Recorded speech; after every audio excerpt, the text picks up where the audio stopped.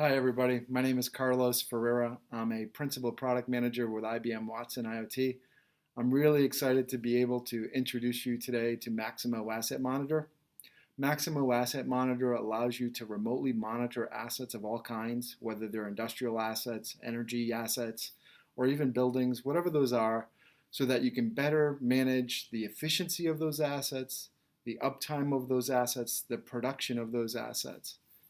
So what I'd like to do is spend a few moments explaining how data scientists working with engineers and developers and even your administrators can quickly create these responsive UI monitoring dashboards to be able to visualize their asset data so that they can better manage the performance of their assets. So let me give you a quick demo of Maximo Asset Monitor so you can get a sense of all the different types of dashboards that you can create with it. An administrator can start by instrumenting assets with sensors. Sensors are installed on your assets and then connected to monitor using the included IoT service. You add a device, specify the type of device. A single device may capture multiple metrics about the condition of your assets. For example, measuring temperature or pressure. You provide a device ID, which is a unique identifier that allows you to understand where metrics are coming from, what device, what asset. Add security like authentication tokens to secure communication between the device and the monitor service. These device metrics are combined into an asset type, in this example named clients 4. Device data is ingested, cleansed, transformed into asset types that can be used to create scalable dashboards. From the catalog, you can add additional functions like anomaly models to detect non-compliant or irregular conditions. Alerts allow operations managers to be notified when assets meet or exceed certain performance thresholds. By picking the metric and setting the threshold, administrators can decide when to be notified about issues. By using descriptive names for metrics, an administrator can easily create dashboards.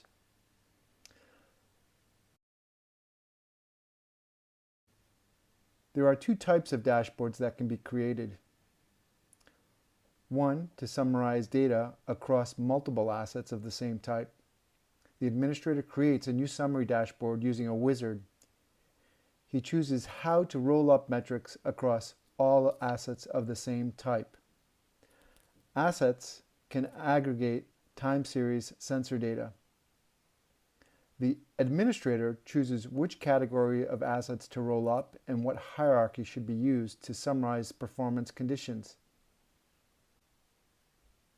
They choose which metrics to display in the dashboard, choosing how to aggregate those metrics. For example, they can pick count, mean, min, max, or last values. They can also choose which anomalies to be alerted about by picking that metric.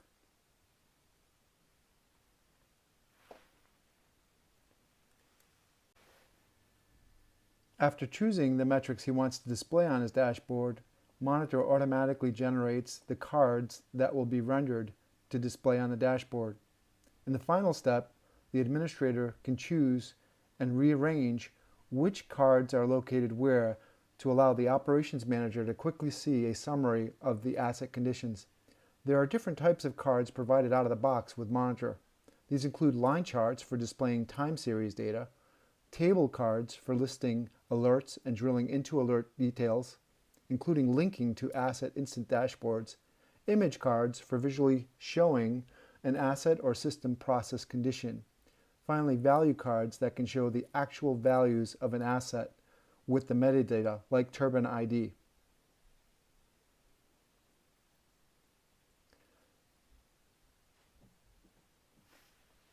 The hourly summary dashboard is then generated so that it allows an operations manager to monitor a system condition across multiple client systems, organizations, and functions from a single dashboard.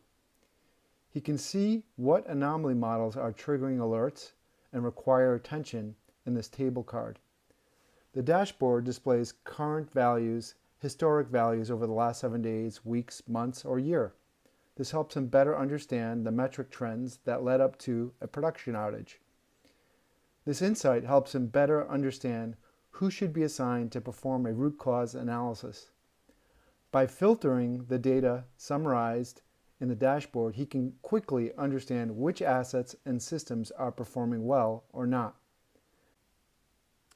Image cards allow him to zoom in to get more asset detail by hovering over the hotspots. By filtering using categories, he can further isolate which assets need attention. Alerts link directly to asset instance dashboards that provide further information to assess asset conditions. Dashboards can be shared with others by pinning them to the dashboard page. When other users log in to Monitor, they are able to quickly navigate to the dashboard. Click on the documentation icon in the top navigation bar of the Monitor to access the documentation and available tutorials. Administrators can create dashboards using the wizard that we provide, but we also include a set of tutorials that step you through the steps of creating dashboards as well. And if you're a developer, we've included some developer resources below for you to get started creating your own Python functions to integrate with other external systems, as well as integrate other external anomaly models that you may have with your data scientists to better detect anomalies. We can't wait to see what you're going to create in terms of the dashboards for Maximo Asset Monitor. We look forward to hearing your feedback over the coming months as we continue to develop future versions of Maximo Asset Monitor. Thanks for watching.